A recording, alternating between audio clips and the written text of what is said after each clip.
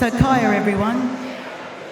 My name's Sandra Harben and I'm a Whadjuk Nyungar, and I'm going to be doing the welcome to country for you this morning before you enjoy your Meri, so before you have your breakfast. So I hope that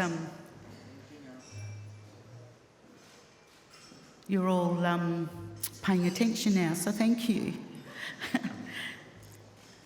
Before I do my welcome to country, I want to share a fact with you, as I think it's really important, and I always do this when I do a welcome to country, and that is to acknowledge that Australia's Aboriginal cultures are the oldest and continuous living cultures in the world.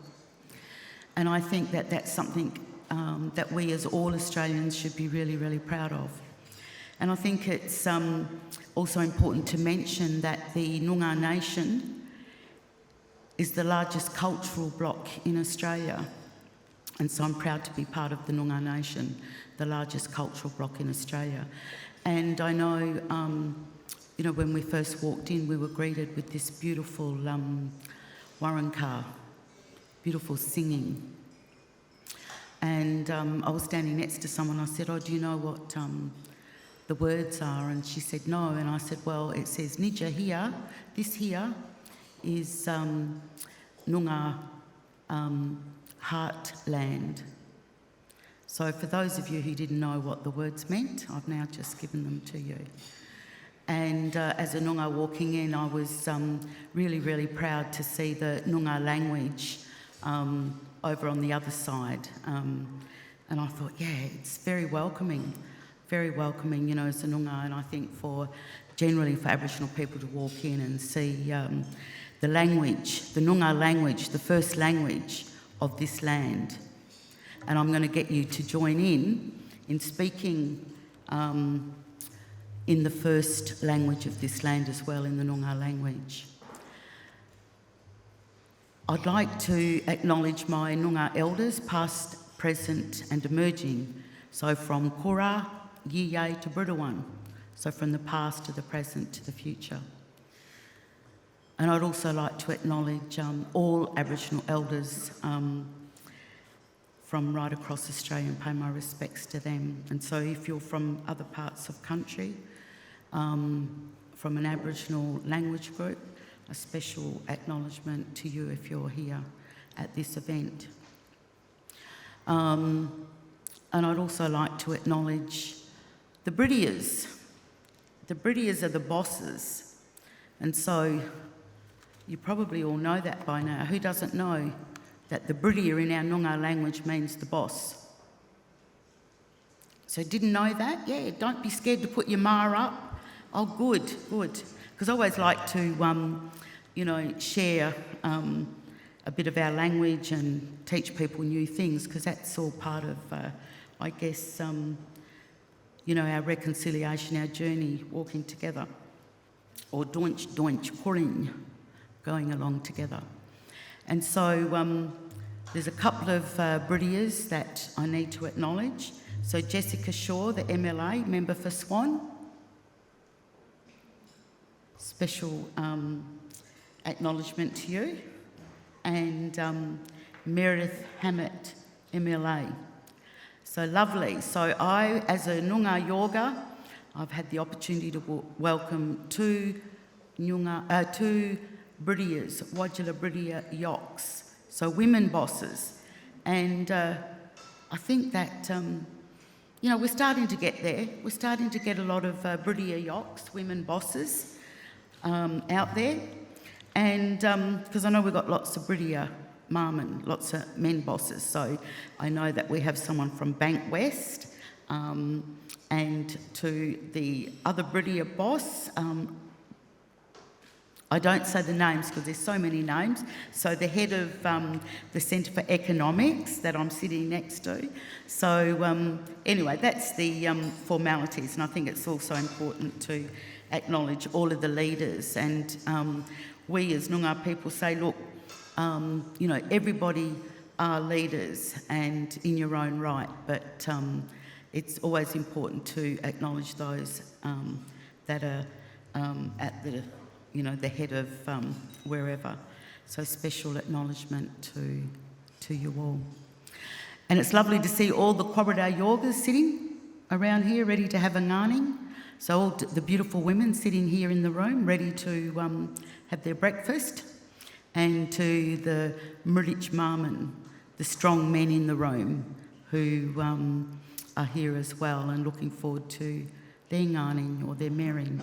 So ngarning means to eat and merring is the food. And it looks really, really good, and I wish that I had have said yes to the breakfast. Oh, I didn't realise how good these breakfasts could be. But I've got to follow my program, so it was lovely to actually be invited to have a feed with you mob. So, ngan court is Jurpan, to be wagani with nunakort. Nunakort is nyiningia, yay. Nunok going to be wagani and ne and karijan.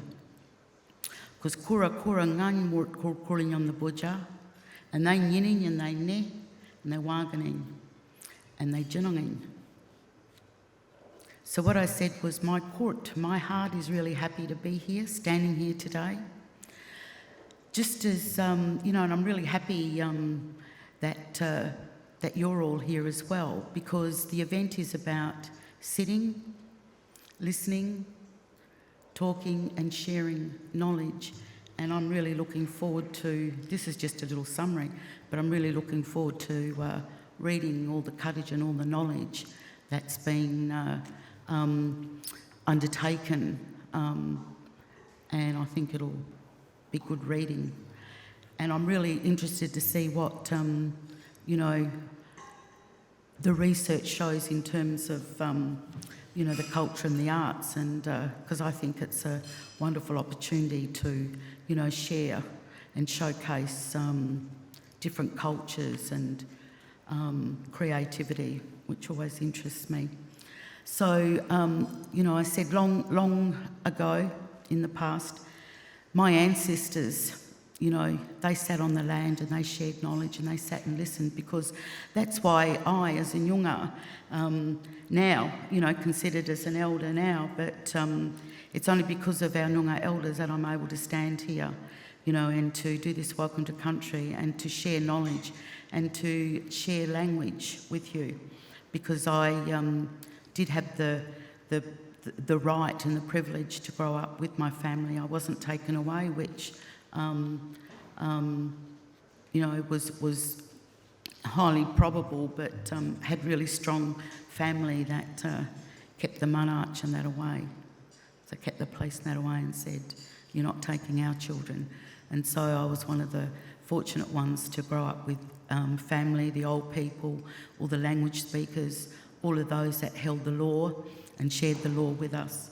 And in particular, my grandfather was a very important and knowledgeable Nyungar lawman, and he was a Benal. So my Morittu, my family, are the Collard family, the Benal family, the Maguire family. And so I come from a pretty good stock of Nyungar people, and we follow our Nyungar mother's bloodline, and I know that I go right back to Benal, to Candy Ann, to Duruk, and then to my grandmother Muriel, and then my mother Jean. And they were all really wonderful, wonderful Nyungar women. And so, we sit here on Nyungar Budja, and I think it's also important to just share that, we call the Budja our heartland. And, in our Budja we have very important and significant places. And so through our Nyungar law, the Boola, the Swan River, is really important to us. It holds the spirit of our creator, the Warkul. And Nyungar say that, he created all the freshwater sources, and the spirit, the Weirn of the Warkul, lives in all the fresh waterways and in the rivers. And if you, and our law says that if you harm the resting place of the Warkul, then his spirit will leave and the waters will dry up. And so, we have other beautiful places all the way down to Whadjuk, Fremantle. We have the Karakumba, we have Jinanging Bow, the King's Park, the hill to see afar. And we look right out to the Karamunda, to the Black Hills, which you call Darling Scarp. And so I think it's important to share, the dual names of places here in Whadjuk, Nyungar, Whadjuk. I'm going to ask you now to join in with me because I know that you're all hungry. I can hear your cobrels rumbling, so your tummy's talking to me. And so I'm going to ask you to join in with me, and I will say the Nyungar words that I want you to speak. And that is, it's important that when we do a welcome to country, it's about asking for the good, the beautiful Wirrn to come to be with us, because it's about cleansing and healing. And so we will warning the Corridor Wirrn to come here, and then we'll also tell the Warra Wirrn to leave. And so if you like to say after me, Yarl Kul Corridor Wirrn. We've got to say it three times, and each time you say it, you've got to say it louder, because we want the Nyungar Wirrn to hear you speaking to them, because, as I always tell everyone, our ancestors, our spirits, only understands the first language of this land, and that is the Nyungar language, because when the Wirrn goes back to our ancestors, they're immersed back in the language of our people. So, Yar Kul, Kwabra Wirrn.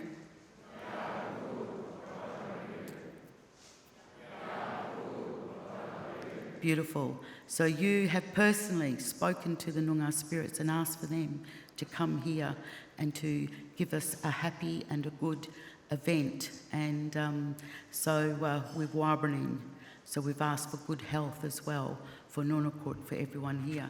And now, 3 times, Wurt Kul Warra Wirrn. Wurt Kul Warra Wirrn. Wurt Kul Warra Wirrn. So Kaya and Whadjuk to Whadjuk, Nyungar, Whadjuk. Brudawan, see you later.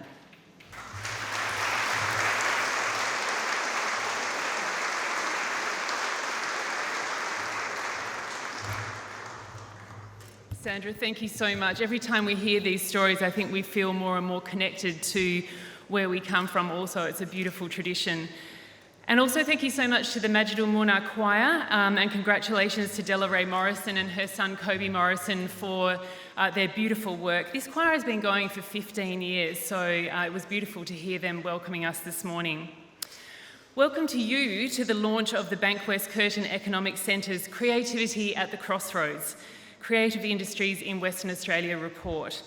My name's Meri Fatin, and I'm really happy to have been invited to facilitate this event. I have a couple of relevant credentials for being here. For more than 20 years, I've been a volunteer at RTRFM, which, as many of you will know, is a dedicated champion of Western Australian music and the arts. And I've also facilitated many public discussions for Perth Festival. I've given my firstborn to the music industry. I think that counts. And I've also been, this is a very familiar place to me right now because I've been working on the In Conversation series at WA Museum, Boola, Bardip, about climate. So onto my Southern River Band t-shirt. As Al Taylor rightfully pointed out, they got their gig. But, you know, I grew up in the cultural hub of Lesmurdy, very close to the cultural hub of Thornley. And so this is very important to me that we continue this campaign for global domination for Southern River Band. And the best part about this story is actually how I came to be wearing this t-shirt today, because when I found out that I was going to be emceeing this event, I decided that I wanted to wear this t-shirt, and so I jumped online and ordered it and wrote a pleading note saying, please, can you please get it to my house by Thursday? And it didn't come. Yesterday morning I was planning outfit B, which was terribly dull. And all of a sudden there was a noise at the gate, and I went outside and I couldn't see anybody. And then there was a guy sitting in the car across the road, and he wound down the window and he said, "Are you Meri?" And I said, I kind of nodded because I wasn't sure what was going on. And he said, "I'm Cal's dad." Cal Kramer's dad dropped this off at my house yesterday so that I could wear it today.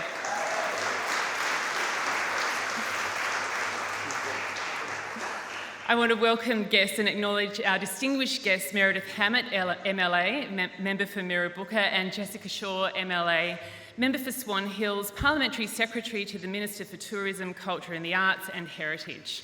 Senior leaders from Bankwest and Curtin University and across the WA arts and business community, and students from Methodist Ladies College. I would also like to welcome Professor Mike Dockery and Dr. Silvia Salazar, who will be presenting the report this morning, and our panellists, Alec Coles, OBE, Chief Executive Officer of WA Museum, Sheila Magadza, Executive Director of the Chamber of Arts and Culture in Western Australia, and Al Taylor, who's the President of the Board of Western Australian Music. A couple of housekeeping things. I'm hoping that everybody is signed into the Safe WA app or the register by now. I know we're not very good at this, but that social distancing thing and that good personal hygiene thing that we're meant to be doing because we're in a pandemic. And also, if you could switch your mobile to silent, please. In the unlikely event of an emergency, we'll be told what to do by the visitor service officers overseeing the event, and will be guided to the closest emergency exit and advised of a muster point. And of course, the toilets are just in this hallway just here in case you haven't discovered them yet. And of course, we're completely non-smoking. But let me tell you a little bit more about the report that's being launched today. Creativity at the Crossroads, the creative industries in Western Australia, is the 6th report in the Bankwest Curtin Economics Centre's Focus on Industry series. This report explores the contributions that the creative industry sector makes to WA's economy and society, and the strengths, the opportunities and challenges faced by creative entrepreneurs and workers in this state. Global and national economic trends reveal that creativity and innovation are at the heart of competitive advantage in leading economies and organisations. The emerging economic order is restructuring around the need to cultivate and capture the rewards from creative workers. The creative industries do offer growing opportunities for diversification, and it is timely to consider how WA is positioned as a creative economy. However, there is also a more direct motivation for considering the creative industries, and that is the very significant effect that cultural and artistic production has on our quality of life. For the upcoming panel discussion after the presentation, please jump onto Slido, sli.do. Either you've got the app downloaded or you can find it just by going online. And enter the code #CreativeWA21 to participate in the conversation and to put your questions in. Our Twitter handle is @Bankwest Curtin, and again, use the #CreativeWA21. It's my pleasure to invite Richard Bator, General Manager of Business Banking, Bankwest, to the stage to deliver the opening address.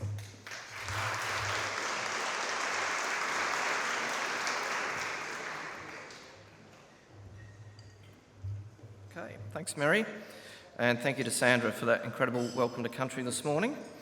I too would like to acknowledge the traditional custodians of this land, the Whadjuk people of the Nyungar Nation, and pay my respects to their elders past, present and emerging. And in the spirit of reconciliation, I extend that respect to all Aboriginal and Torres Strait Islander peoples today. I'd also like to extend a warm welcome to the distinguished guests in attendance today. I'm Richard Bator, General Manager of Business Banking at Bankwest, and it's a pleasure to welcome you all here this morning. Bankwest has been part of the fabric of Western Australia for more than 125 years, set up originally in 1895 as the Agricultural Bank of WA by the state government. And whilst we've evolved since those early days of sleeping out under the stars, travelling between farms, to now supporting businesses across all industries of our economy, we remain just as committed to supporting our customers now as we did then. Our 110,000 plus business customers nationally are serviced by more than 300 dedicated colleagues who are located at our head office at Rain Square and in our business centres spanning from Esperance to Broome. Now in its 9th year, our support for the Bankwest Curtin Economics Centre forms an integral part of our ongoing support for the communities and economy of Western Australia. The social and economic research which is produced by the Centre is helping inform and shape debate and public policy on critical issues impacting both our great state and our nation more broadly. I'd like to welcome everyone to this report launched today, the 6th in the Focus on WA series, which presents findings from the 2021 Bankwest Curtin Economics Centre Creative Industries Report. I hope you'll agree that this report is both incredibly timely and important as we take an in-depth look at the arts and cultural sectors in WA. The past 18 months have provided both challenges and opportunities for many sectors of the WA economy, and few more so than the creative industries. This is an industry that is largely and often founded on a live, in-person artist-audience relationship. And that's something that's been incredibly challenging during the pandemic. The postponement of shows and exhibitions, restrictions on crowd sizes, lockdowns, hard borders, and no access to interstate and international talent and indeed audiences have meant many in the industry have been forced to get creative, to expand their creativity beyond their talents, simply to survive in a pandemic-ridden world. We know this from regular conversations that we have with many of our customers who are in these industries. But it's been really inspiring to see the resilience they have shown in adapting to these challenges.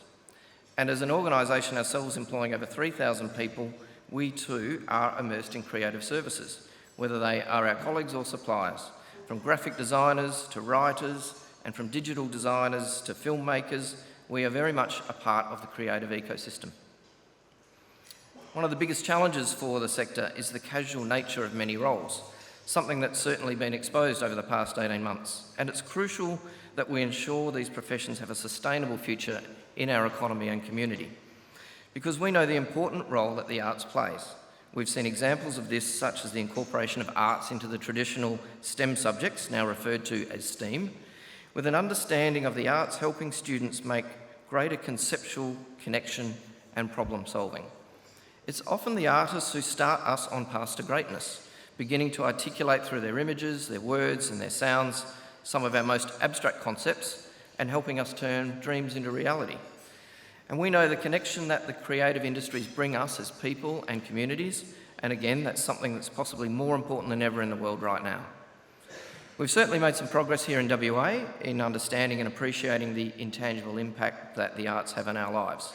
For starters, clearly we're delighted to be holding this event today at the beautiful new WA Museum, Boola, Bardip, this morning, and I'm sure you'll all agree what a spectacular venue it is. I did remark to someone earlier, it's a good thing we're not in Melbourne, or the old whale might have started swimming again with a bit of shakiness in the building, but we're all safe. I'm told the building is heavily reinforced, so you've got no problems, you people in the middle. And it was pleasing to see in the state budget handed down a few weeks ago that there was a $20 million commitment to attract new national and global film and TV projects to WA to support the development of WA's first movie studio, which is set to be built in Fremantle. Because if we ever truly want to diversify from being a resource-reliant economy, we need to look to other sectors such as the arts. Recently, Perth was named as one of the top 10 places to live in the world right now. And whilst that's unsurprising for many of us who live here, for years we've been trying to find ways to promote Perth and WA as a desirable place to live and work. And finally, the arts has been acknowledged as having a pivotal role in establishing a creative, livable city and in opening the door for the rest of the world to find us. The news that Whopper will be relocating to the Perth CBD in a bid to inject life and energy to the city centre is expected to truly internationalise the academy and make Perth attractive on a global scale. WA has a great track record of producing some amazing creative artists over the years, some whose careers were launched right here, and much to the delight of WA fans, the AFL was spoilt for choice when selecting local artists to perform at the grand final tomorrow, and as we've already heard, at the Brownlow Medal on Sunday night. All of whom are surely far better options than Meatloaf. And I was lucky enough to witness that performance in person, so I speak from a position of some authority. The only thing we're going to be missing at the grand final tomorrow is unfortunately Kevin Parker and Tame Impala playing us their fabulous Fremantle Dockers song. The purple tie is deliberate, trying to get in the spirit ahead of tomorrow's game. Look, I believe we really have no shortage of talent and innovation in this great state. It's really important to be supporting and attracting this talent into the future. I know that today's report launch will delve into some of the critical issues and opportunities facing the creative industries, and I hope it will encourage and shape debate about how we can truly support those industries into the future. So thank you to Professor Mike Dockery and Dr. Silvia Salazar for your work on this very timely report. I very much look forward to hearing from you shortly and the panel discussion that will follow. Thank you and enjoy your morning.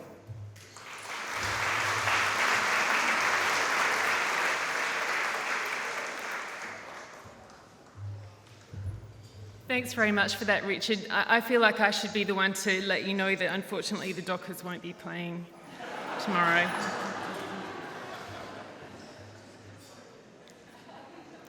It's time for us to have breakfast, and in a few minutes' time we'll welcome Professor Mike Dockery and Dr. Silvia Salazar to the stage to make their presentation.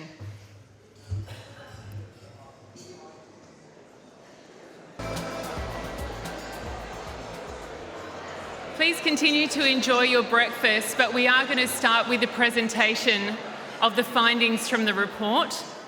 So it's my pleasure to introduce Professor Mike Dockery, Principal Research Fellow at Bankwest Curtin Economics Centre, and Dr. Silvia Salazar, Research Fellow at the Bankwest Curtin Economics Centre, to present the report findings. Please welcome them.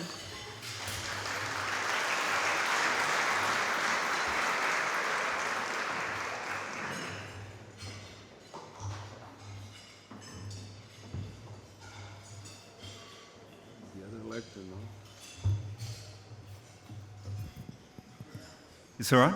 Yeah? Okay. Thank you all for your interest in the report. Silvia and I would also like to start by acknowledging the Whadjuk people of the Nyungar Nation as the traditional owners of the land on which we meet, and pay our respects to elders past, present and future. As Meri said, Silvia and I will take you through the key findings of BCEC's new report, Creativity at the Crossroads. But before we do, we'd like to recognise and thank our co-authors on this report, BCEC Director Alan Duncan and Research Fellows Abibi Haile-Mariam and Richard Seymour. BCEC's Focus on Industry series seeks to provide new and robust evidence on sectors and issues of relevance to the WA economy. Always in the background is the issue of the need to diversify to reduce our vulnerability to the boom-bust cycle of commodity prices. I do wonder if WA is the only place where the iron ore price appears in the front summary table of key budget assumptions. But globally, there's been recognition of a long-term transformation in the nature of economic production, with creativity and innovation becoming the key to generating value. The bottom line is, successful, high-income economies need to be creative economies. This has raised attention beyond the arts and culture to a broader notion of the creative industries, which includes creative work in areas such as design, marketing, media, and of course the digital economy. Coupled with high-profile homegrown success stories in music, acting, screen production, and in the digital economy such as graphic design software Canva, among others, there's seen considerable value in looking at the creative industries in WA. So, the first key finding to note is that the general narrative around the growing importance of creativity is true. We can delineate the creative sectors either by occupation or by industry. To get data at the detailed level we need, the only option is to use census data. And we look at trends for the decade from 2006 to 2016. On the positive side, given our interest in long-run changes, those results are unaffected by the COVID-19 pandemic. But whether based on industry or occupational classifications, we can see that for Australia, creative employment, the gold bars, is growing much faster than overall employment, the blue bars. In fact, almost twice as fast. This is most apparent for Victoria and New South Wales. In WA, we have enjoyed higher jobs growth overall, but growth in creative employment has been much more in line with overall growth. So, how does WA compare as a creative economy? The answer is, WA lags well behind the rest of the nation in terms of the share of employment in creative work. This is largely because of the creative intensity of the New South Wales and Victorian economies.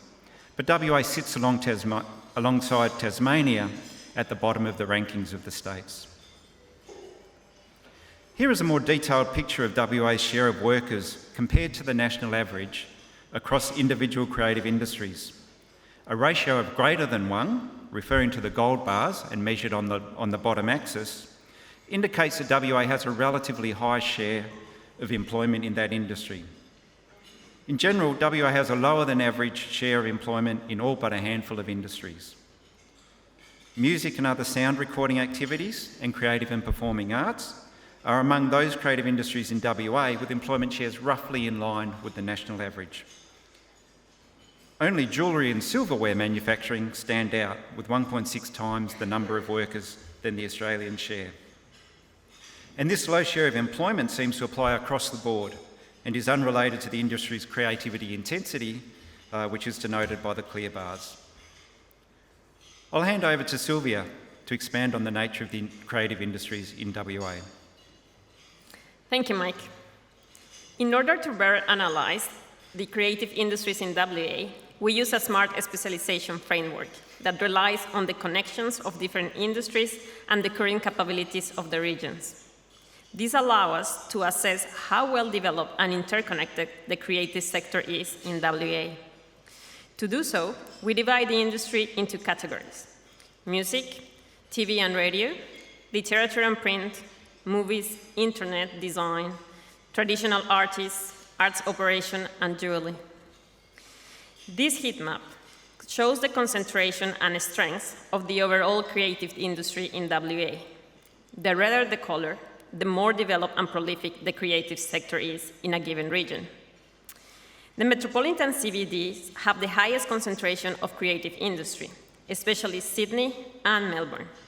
Perth figures are nowhere near those of the eastern capital cities, but it does represent WA hotspot for this sector. Perth CBD employs 1.6 times as many workers in the creative industry than the average region in Australia. Most of this advantage come from the ICT and design sector, which are highly concentrated in the CBD. Interestingly, these are some of the professions that could more easily work remotely. However, companies seem to stick to the business district, possibly due to network benefits and access to skilled workers. Some creative industry do stand out in WA, particularly jewelry and music. The former is a very niche sector, and it draws from WA advantage in the pearl, gold, and diamond operations. The music industry, on the other hand, is a long-term strength in WA, with musician and event venues particularly spread in Fremantle and surrounding areas, as well as the LGAs close to the CBD, such as Bayswater, Bassendean, and Stirling. Understanding the connectiveness between the different creative sectors and the rest of the economy is key to develop a network that enables the creative industry to flourish. This wheel shows the vigor of the relationship between industry classes. Interestingly, the creative arts category do not exhibit any particular strong relationship, but rather a broader spread of linkages across WA's full industry landscape. Only information videos and telecommunication, the financial services, and the internet sector seem to be more tightly related. The changing nature of production of arts and culture is quite likely responsible for the force of these connections. This result highlights how a diversification strategy that targets creative industry can have spillovers to the overall economy and make it more resilient. Nevertheless, it is important to expand the creative sector in places where there is already an existing network who can support and help new industry to thrive. This table shows the extent of capability in each region for all the categories of creative sectors. The greener the shading, the higher the system capability in the region. In terms of the industry themselves, almost all regions have developed some capability on the very niche jewelry sector, especially in Coburn and in the Midwest. Literature and print has also quite prosperous networks in WA, but only in the specific suburbs of Coburn and Stirling. Finally, IT developers, web designers, architects, and urban planners are all included in the designers category, where only the CDB and South Perth have managed to develop significant capabilities in this area. Compared to other major cities, Perth region shows some bright spots here and there, but again, the capabilities in the metropolitan area is well below the average of Australian cities, even when we compare it to less populous cities such as Brisbane. Apart from the CBD, Fremantle emerges as a creative hub, especially for the more traditional sectors of creative arts, such as music, internet publishing and broadcasting, and to a lesser extent, movies. In that sense, the significant investment in the movie studio to be built in Fremantle is supported by our data. The network already existing in the area will nourish this industry develop even further. Now, I hand over to Mike to tell us more about the West Australian consumption of the art. Mike. So while WA may lag behind the rest of the nation as a producer of creative output, we are enthusiastic consumers of the arts and culture, and we wish we could indulge more. Data from the ABS Cultural Activities Survey show that a higher proportion of Western Australians attended a cultural event or venue in 2017-18 compared with the national average. The right-hand chart shows that this has in fact been the case every time the ABS has taken this survey since 2006. The most common forms of cinema are the most common forms are cinema and live music. We note that this museum would have been closed for redevelopment at the time of this survey, so the figures may understate the popularity of museums. Women attend cultural events marginally more often than men, but there are some other important differences in who engages in arts and the culture in WA. This chart draws on data from the Australia Council of the Arts National Arts Participation Survey. We can see a very strong income gradient in attendance at art and cultural events. This is true overall and is particularly pronounced for music, events and theatre. People from the lowest income households are substantially less likely to engage in all forms of the arts and culture. Attendance also steadily drops off as we move away from the capital city. The lower access outside of Perth is particularly pronounced for festivals and theatre. A notable exception is for First Nations arts or festivals. We also find other evidence of significant unmet demand for culture and the arts. Almost 1/2 of West Australians report that ideally they would like to attend more of these kind of events. When West Australians are asked what prevents them from attending, the number one reason given is ticket prices and admission fees, followed by the accessibility or distance. Women are more likely than men to face these barriers, despite women also reporting greater personal interest in the arts. However, we get a very different picture when we look at regional and remote WA. Focusing on responses by people in more remote areas, the gold denoted by the gold bars, ticket prices are very much a secondary concern to a lack of access. This is completely the reverse of the constraints facing people in the city. Silvia will now talk about what the report finds on the effect of participation in the arts and culture on the quality of Western Australians' lives. If COVID-19 has shown us something, it's how important the cultural events are in our everyday lives. When we are deprived of them, our mental health suffers. It is hard to replace the human connection and beneficial feeling that comes along with the experience. This report also explored the links between attendance to the arts and cultural activities and its association to health. To do so, we examined the potential channels through which the arts and culture could affect our health and well-being. The first one is through our experience of beauty, astonishment, laughter, and self-expression. These feelings directly impact our physical and mental health. But there is also a second channel. Attending cultural events make us feel more connected to the community, to our family and friends. This sense of belonging increases our happiness and well-being, which in turn improves our overall health status. Our estimates use individual data from a national representative surveys. It applies a set of statistical techniques to shed light into this question. Our results show a positive association between the participation in arts and culture and improved physical and mental health outcomes. Even though causality is hard to claim with certainty, the robustness of our result led us think that the relationship goes in this direction. We show that if all West Australians increase their frequency of attendance to performing arts, it will take 92,000 of them out of poor mental health. For mental health, the estimated effect translates to an additional 46,000 Western Australians that would no longer suffer from severe depression or anxiety. Our estimates also find that on average, 20 to 45% of the overall effect on general health outcomes comes through the benefits of reduced isolation and increased social connections. The results are even strongest for mental health. Up to 65% of the total effect come through this channel. This finding offers support for the possibility of promoting public health through arts and culture. Given the extent of mental health illness in Australia and the exacerbating situation following the COVID-19 pandemic, this therapeutic role of arts and culture is likely to be more critical than ever. Mike.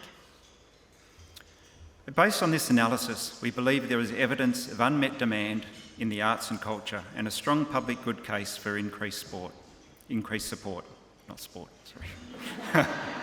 Wrong audience.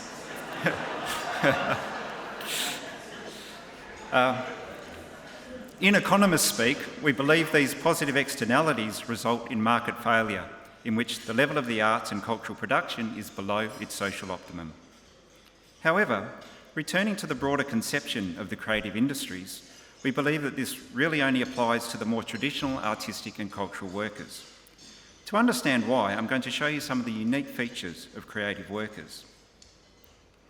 We can put these creative jobs in four broad occupational categories. There's the traditional creative and performing arts, musicians, film, writers, creative directors and so on, those in marketing, advertising and PR, design, and those in ICT, such as software and applications developers. One thing all four groups have in common is that they are very highly educated. 55% have at least a university degree, double the rate of the wider workforce. But here, the similarity between the art and cultural workers and the other three groups ends. A relatively high proportion of art and cultural workers are Indigenous, while this is very low in the other three groups. A high proportion of arts workers work part-time. For the other groups, that proportion is lower than for the WA workforce overall. Primarily, it's the art and cultural workers who work for themselves. Over 1/3 of them, compared to just 8% for all WA workers, although there is also a tendency for self-employment among design workers. When we look at income by industry, you can see it's workers in the traditional arts sectors that have very low incomes, along with workers in retail and hospitality. Though for the artists, it's not so much low hourly wage rates, but fewer hours that are contributing to lower annual earnings. And they are also much more likely to be juggling multiple jobs. Over 40% of workers in the motion picture and sound recording industry have multiple jobs. Again, focusing in on creative and performing arts, 1/3 have a second job and over 1/4 hold a third job, well above the norm for all workers.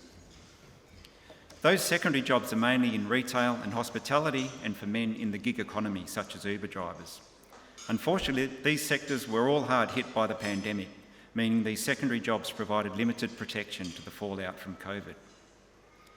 So when we think collectively of the creative workers, outside of traditional art and cultural occupations, they are very typical, well-paid professional employees with full-time and stable jobs. They have no particular challenge in monetarising the value of their output to earn a living, generally a very good living. So while this broader notion of creative work has found traction, when you think of the stereotype of the struggling artist, vulnerable to exploitation because of the high intrinsic value they place in their work, and the value of their output not fully captured in markets, well, that really only applies to the more traditional artistic and cultural workers. Though there may be some pockets emerging in other sectors, such as gaming, it's difficult to sustain an argument for the public subsidising these other workers. I'll now pass to Silvia to close. A vibrant cultural and arts sector is a hallmark of an advanced and sophisticated society, an intrinsic element of the good life. Investment in the arts, culture, and heritage create and sustains national and local community identities and connectedness. A coherent investment plan that takes into account each region's strength can contribute more broadly to the development of WA creative industries. This should include building on WA's strengths in Indigenous arts and culture and associated tourism opportunity. Fremantle has the network and capabilities to develop the traditional arts sector further. The placement of the new movie studio is an important step, but WA should not place all its eggs in the same basket. The music industry is an asset that can be developed further. The same is true for literature and media. To compete with the major cities, such as Sydney and Melbourne, WA needs to develop its own niche and build upon its unique physical, cultural, and historical assets. But investment decisions should also be motivated by the positive social benefits that creative sectors provide. It is scope to improve the quality of life of Western Australians. And accessibility and affordability must be a policy focus. West Australians in the regions and from low-income households face relatively exclusion from engaging in the arts and cultures. Ticket prices are a major barrier. And yet, our report finds that it is people from low-income households that place the greatest values on the community connections from that participation. WA creative industry are at a crossroads. Demand for creative input is growing rapidly, and there is a strong consumer demand for culture and the arts. However, WA lags behind the nation in its size of its workforce across the creative sectors. The bottom line is that successful economies needs to be creative. Building and supporting a creative workforce is central to our economic future. Thank you.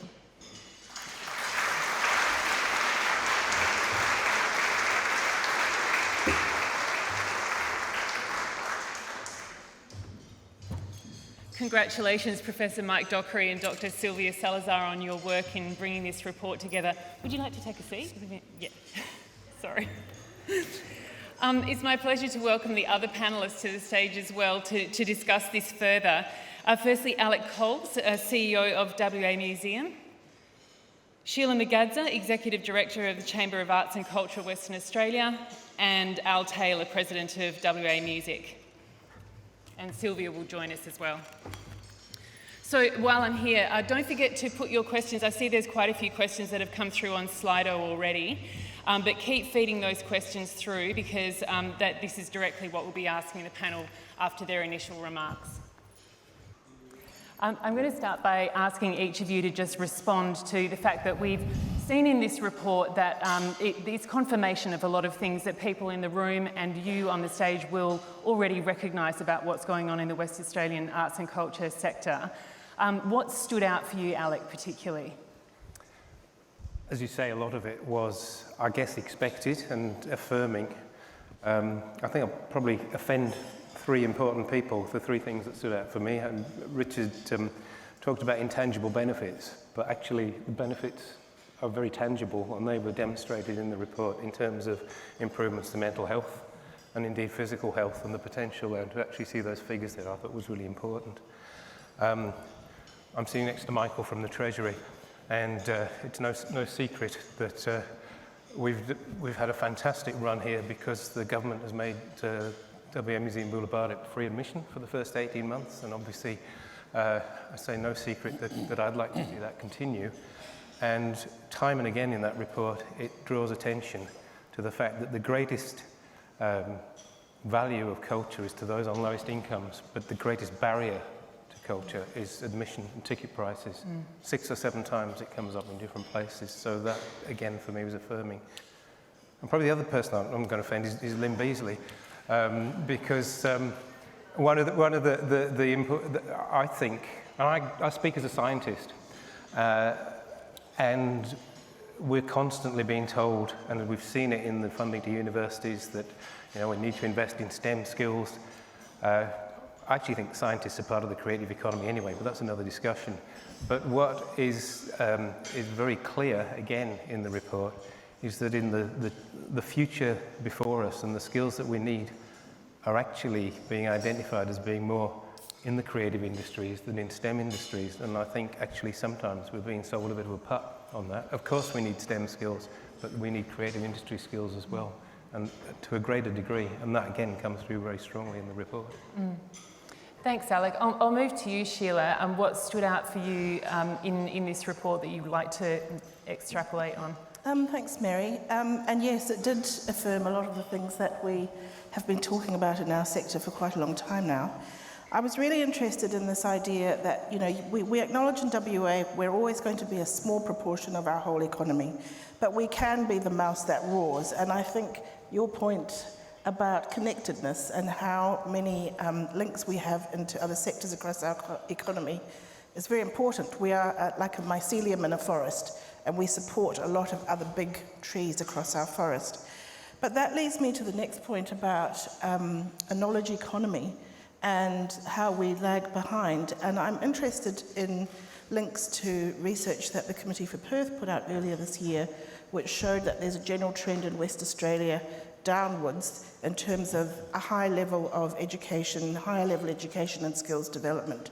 So are we as a state creating the conditions, not just in the creative industries, but a much more broader view of the importance of knowledge economy in our future and going forward? Are we supporting research and innovation across society, because it is all connected?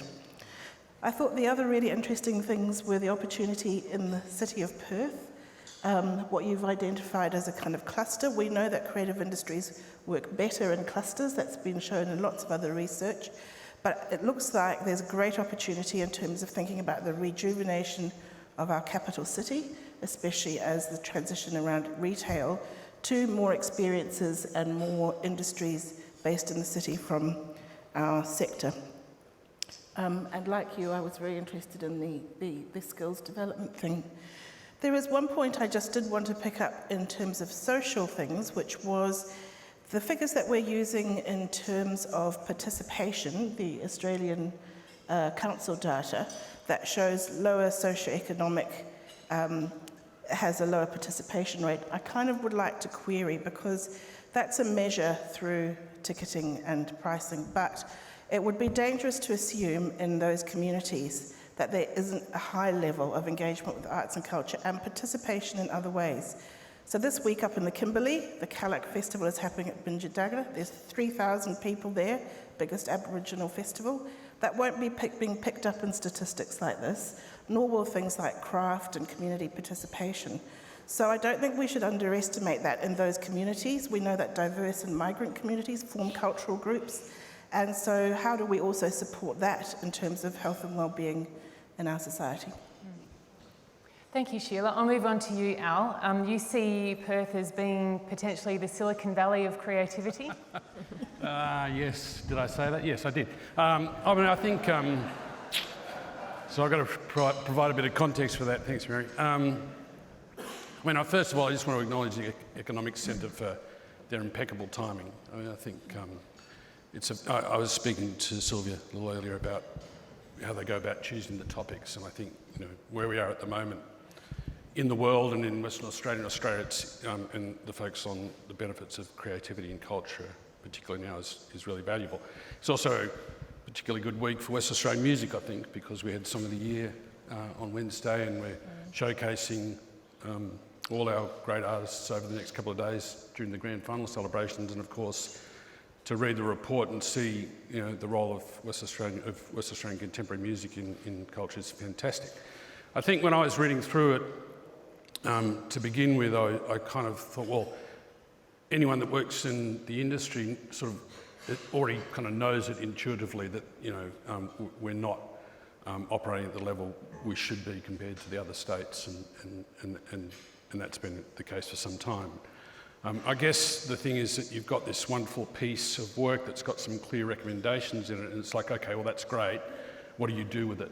What do you do next with it? So, because I think we're at a point where, you know, you can have a report and you might say, well, look, yes, absolutely, there needs to be increased investment in culture and creativity, and so that might, you know, encourage a kind of broader lifting of the creative boat. But I think what we do need to do is focus in on a proposition for Western Australia. I do think there's lots of seeds around the things we do here, and I think the level of creativity and the fertility in this state is quite special.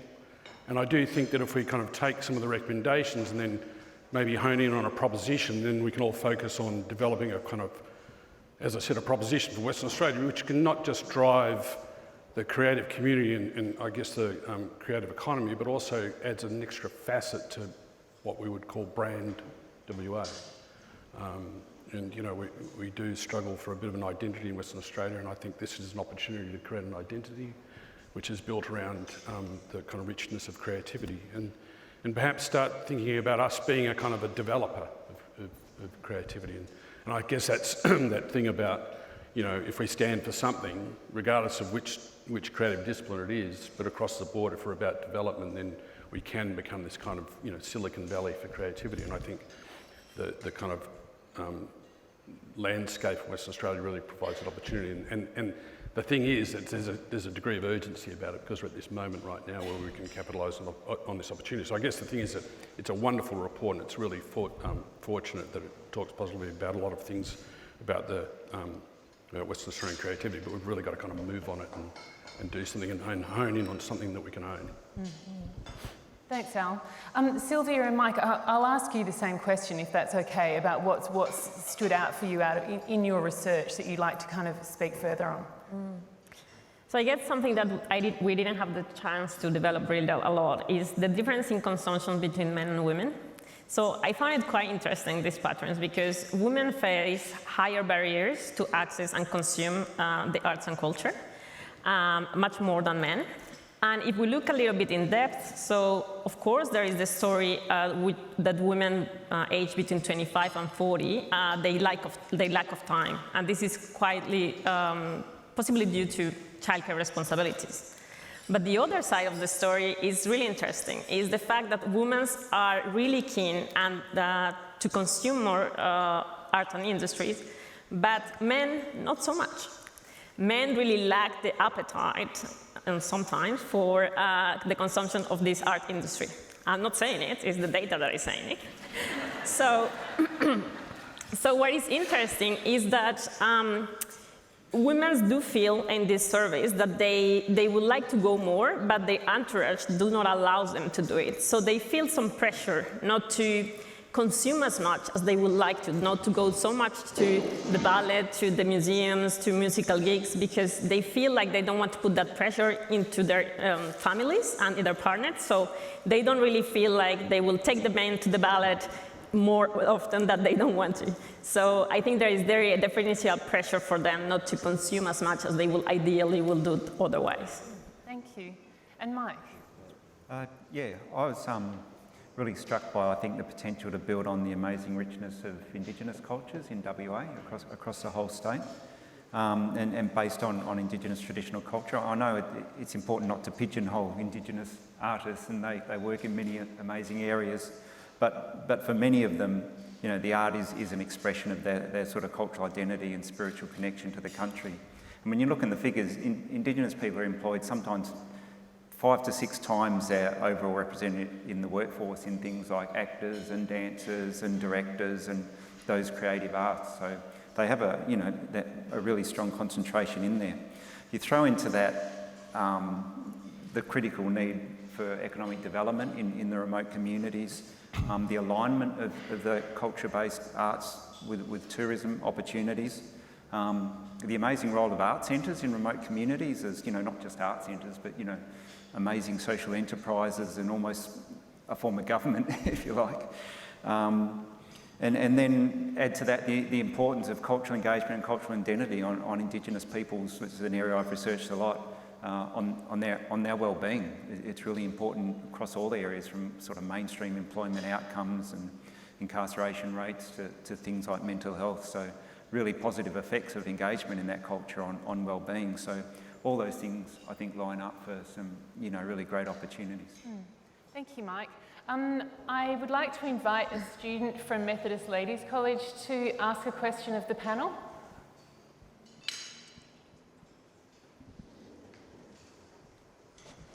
Hi, my name is Olivia. I was just wondering, so in the data, we noticed there are some areas that are, I guess, not up to the engagement standard as like live music. How do you think we can make those areas more appealing and engaging for particularly the younger generation? Sheila, I'm going to throw that one to you first of all. That's a really good question because younger people featured in this data quite highly in terms of impact on mental health and well-being. The under 35s were identified as a particular cohort. I think, like many industries, we're under a time of extreme change. We are impacted hugely by technology and by social changes, and the way that people want to engage with arts and culture has changed. They want more immersive, participatory experiences. So it is going to be natural that some areas are going to be weaker for that in that expectation and others stronger. So I think it's just recognising that there's going to be a transition, but perhaps in the areas that are weaker at the moment, it's thinking about those things that are more immersive, more participatory, more relevant to a changing demographic, and understanding how we can meet them, perhaps in less traditional spaces. And I think, interestingly, the work that you do in the museum has been looking at that as well, that we change how we open our spaces up to those experiences. Silvia, would you like to respond to that question as well? Yeah, I think as we have shown, a lot of the barriers really comes from, I think, the cost of access, right? So we know, especially for the younger people, even though they have one of the highest engagement of all, they also suffer a lot of budgetary constraints. So I think if we really want to encourage that further, I think we probably have to look at that a little bit more in depth. But then again, if we look at regional areas, we really should be thinking about how we can engage more with those areas, because for them and to engage with the regions, we need to bring the events to them, right? They are always aware of what's happening. It's really interesting if you look at the data, they are very interested on what's happening and they know what is happening. And when they have an event that will go to that place, they will always go to these events. But the problem is that we don't have enough events to go there, so not enough music, so not enough cultural centers that go there. So I think if we give them this opportunity, that will definitely increase the participation in the arts. Okay, thank you. Would anyone else on the panel like particularly to respond to that question before I move on to the Slido questions? I guess in a shameless bit of self-promotion, as you kind of said, this was closed when that data was collected. If you'd done it, which you couldn't, but that data being collected later, there would have been nearly 700,000 people who've actually come through the museum in that period, which would have skewed the data to some degree, I would suspect. But yeah, I think the other thing is, of course, with COVID, what is ironically provided an opportunity. Full tribute to the government for allowing us to complete this by keeping the borders safe. But it's meant that, again, if you did the study now, West Australians, I suspect, are consuming culture at a much higher level. That figure of 8 out of 10 would probably be 9 point something, I would think now, because that's what we're doing. And when eventually borders open up, we will have, hopefully, a much more, if you like, culturally literate population who will be prepared to sell it to our visitors, as it were. Mike, I want to go to you with this first question from Slido. Participation in the arts is not limited to attendance. The sector involves lots of volunteers. Has the panel considered the role of volunteers in the sector? There are two sections in the report on where we make the distinction between engagement or attendance as an audience member, but also broader participation, which includes, playing an instrument and things like that. So yes, we have considered it. The results are much the same in terms of the sort of income gradients and the regional effects. Whether you look at that broader idea of active participation, if you like, as opposed to being an audience member. Would anyone else like to comment on volunteers? It's a critical question, and Art on the Move put some research together that showed that in the regional areas, Sometimes our cultural facilities out there are being run with up to 70% of a volunteer workforce, and a lot of them are elderly. So in time of COVID, that was, hugely impactful. It wasn't necessarily a safe space for them to come back to, but also the sustainability of those organisations based on that volunteer cohort is quite precarious. Al? No, I don't think I've got anything to add to that. I'll let you go for another one. Just add, important to fostering that is to make sure that, starting from primary school and secondary school, there's those options for people to get involved in culture and the arts, in those subjects through the curriculum, rather than, increasing focus on, everybody has to do science and mathematics and engineering, but it's important we keep those options and, people get exposed to it early on. Well, I guess it goes back to my thought earlier, and I'm not trying to peddle an idea, but I think that if you decide that we're going to be a place that's about developing creativity, then that starts right at the beginning, and it needs to be aligned through all the way through from education all the way through to secondary education and so on and so forth, and then supported through, we've got ECU opening up in the city, and so that's a great opportunity. But I think it's not just, it's kind of crossing over the other question about from MLC was youth participation. I think you've just got to try and create an environment where everyone can contribute in some way, and if you have a development focus, then that's a kind of open invitation for everyone to play a part. So, Can we just stay on that idea of creating that key identity for Western Australian arts and culture for a second, and perhaps Alec, I'll go to you first on this. What do you think that would actually need to look like? What would need to change for us to have real clarity around that? Well, we need to start believing in ourselves. I think, it's a cliche, I know, about the tall poppy thing, but, we've got incredible, some of it's shown in the report, we have incredible resources here. We have an incredible musical tradition here. And I think, I always say about sort of 90% of achievement is belief. And I think it's about that. And that was what I was saying about, once, we need our population to be confident enough to sell it beyond that. I actually think, and I'm somebody who came here 11 years ago from outside, I think WA has got an identity, but we just need to eke it up and be proud of the place, because it's, I'm intensely proud of it. As a resident of Fremantle, I'm very excited at the potential of Fremantle, but and it already feels like a creative centre to me, and I just think the only thing that's stopping us is ourselves, actually. So then I'll just stay with you for a sec, Alec, to ask you then, how would you describe that cultural identity that you believe that we already have? Well, one of the things to crystallise it is quite difficult, but for one thing for me is our Indian Ocean. But I get constant, I sit on a lot of national committees and things, and they talk about we have a Pacific Fund, and I say, well, actually, there's another ocean on the other side of the country, you might have noticed, and that's, it's really, for me, that relationship that we've got with that part of the world, which obviously is tough at the moment, but won't be forever, it is a real strength for us, and I think, there's all the cliches about, isolation, and I hate that term as well when we talk about WA. I think we're incredibly connected.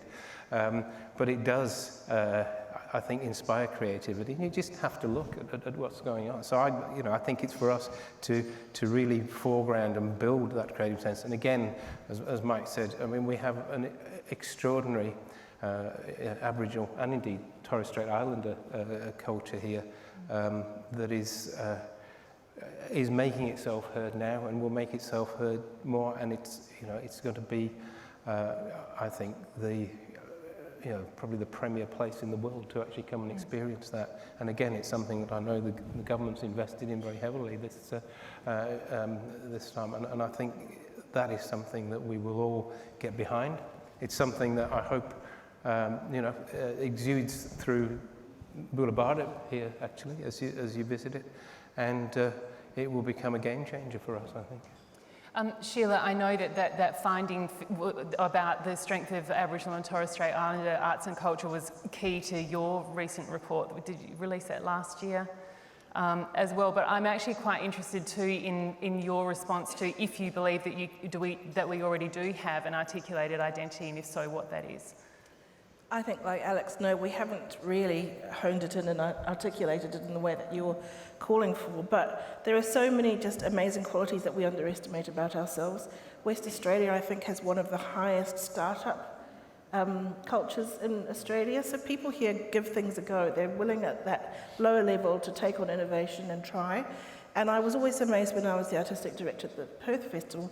Some stuff I'd program going, well, this is going to be a bit way out, a bit hard, it's going to have a niche audience. You'd open the doors, it would be kind of flooded with everyone, open minds and open hearts, really receptive to a very sophisticated palette of ideas. And we really underestimate that about ourselves. I think the other great opportunity here is in terms of the development of our Indigenous culture is to tie that with what we're all talking about, empowerment. That we find new models and new ways of doing this. That means we foster Indigenous leadership and ownership and institutions that are made around those cultural values rather than slotted in. And we have a great opportunity in West Australia to think about that and relate it to a global leadership position around some of this kind of forward cultural thinking. Thank you. Al? Well, I mean, I think going back to my comment earlier about, when you first read the kind of report, you kind of get the sense that, the overarching idea is that there needs to be more support broadly for the arts, and then you might take that and say, well, let's work on that broadly as an idea for the next, whatever. And in 4 years' time, we can all say, yes, we're up to par with the rest of the states, and that's all good. But you're really then just up to par, aren't you? And I think this idea of narrowing in on something means that it's a different way into getting to that same place, but as a result of that, you do end up standing for something. And I do think it's not one thing; it's a combination of things. But it's just everyone's got to kind of unify around it. I do think isolation is a really interesting idea, not in the sense that it's something you want to focus on from a kind of outward perspective, but the idea that isolation breeds creative thinking. And this is a place that has a lot of creative thinking, and as a result of being isolated, we've had to create a lot of things. Even from a business perspective, I think about many, many years ago when Wesfarmers went to buy Coles, I think it was, and they just came out of nowhere and just bought took over the business. I remember, I think it was Richard Goyder said, no one was looking west, and so we were able to quietly do our diligence, and then, and I think it's that thing about we can have this sort of place where people can toil and work away. So I do think it's that kind of isolation. I think it's there are a number of other things that contribute, the landscape certainly, and the fact that we've got all this available light, I think that, but it's this development idea. So if we talked about the film studio in Fremantle, and that's fantastic, but if it had a sort of educational element connected to it, then it becomes this other thing. So I think if you look at it all from that perspective, then you can start to build this idea around it. Yeah, thank you. Mike and Silvia, I want to direct this next question from Slido to you. Did you have an opportunity to tease out the variation in impact of attendance at arts events and participation in the arts? Tease out? The variation in impact of attendance at arts events and participation in the arts. No, I don't think, unfortunately, the variable we had was a pretty blunt question about how often you attended, not individual types of, Yes. So, sorry about that. But, It's okay. but certainly for youth, the main ones are like festivals and music and, There is a second question that I need to direct to both of you. Did the report assess the support and impact of the hyperlocal, diverse cultural celebrations and festivals that are largely unpaid and driven by volunteers? No, we haven't done that, unfortunately. As you see, the report is already quite substantial, so unfortunately we couldn't get to all aspects of the creative arts. Especially because we were looking at the overall creative industry and not only focusing on really events and cultural activities. So we couldn't really explore that. But I think the biggest issue for us, especially for this particular report, is that the availability of data is really a concern.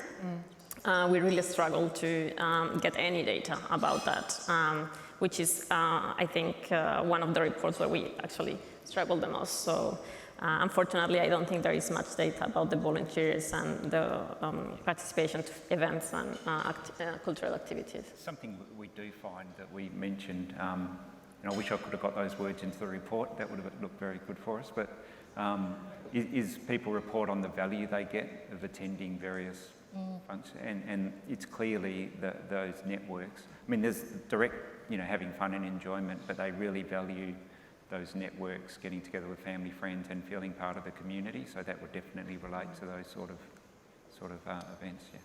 Yes, it did sound like that question might have come from someone who missed out on a ticket to the Wave Rock Weekender, right? That's hyper-local and lots of volunteers, and it's happening this weekend, and local music, right? Did you miss out on a ticket, Al? Yeah, I did. I obviously don't know the right people. So.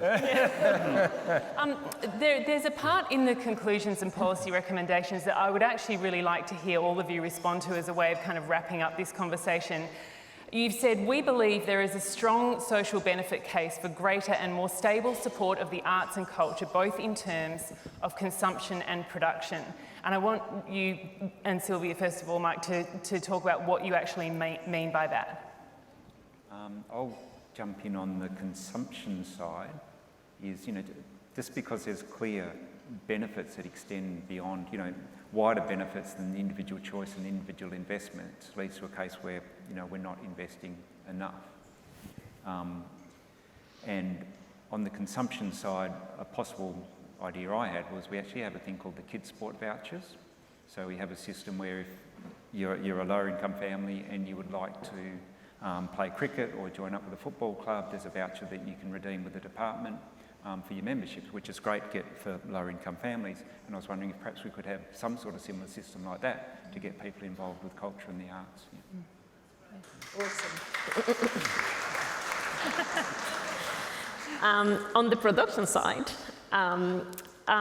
we do see the impact, as I said, of the creative arts. It's really embedded in the overall economy. So we see that if we really invest on the creative arts, it will have a lot of repercussion and spillovers to the rest of the economy, really.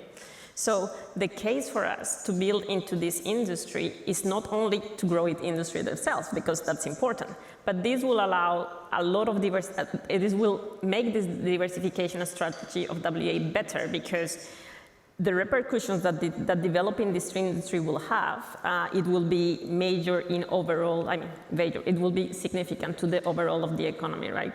Most of the time we just observe some sectors are highly correlated to some other sectors, so very related to each other. But the creative industry is really surprising how well embedded and how basically linked to the whole economy it is. So we can see that in the production side, there is definitely a lot of a case for increasing the investment of the creative industries. So something we didn't have time to get in the results is, you might have noticed creative occupations are growing much faster than creative industries, which sounds a bit odd, but that suggests is creative workers are getting embedded across a wider range of industries. So it's not just the creative industries, they're becoming more important to lots of different industries, even not the traditionally ones that we think of as creative. Al, I know you did some work on working out what the financial benefits of the music industry were to Western Australia some time back. I'm not asking you to refer to that, but I'm thinking about what your argument is now for greater investment in WA music. What my argument is, well, it's evident in the report that it's a driving force for. Look, I don't know what's the argument for it. I think one of the things that I might just actually go to the one about the accessibility, back to that, if that's okay. To me, maybe there's a response that we can all take on board immediately, and that is about broadening access through programs and things. So, like if I think about what West Australian Music might be able to do, I'm treading carefully here, but we've tended to sort of gravitate towards kind of 18 plus, but maybe some youth programs, more youth programs to have early engagement. You can introduce that through the various different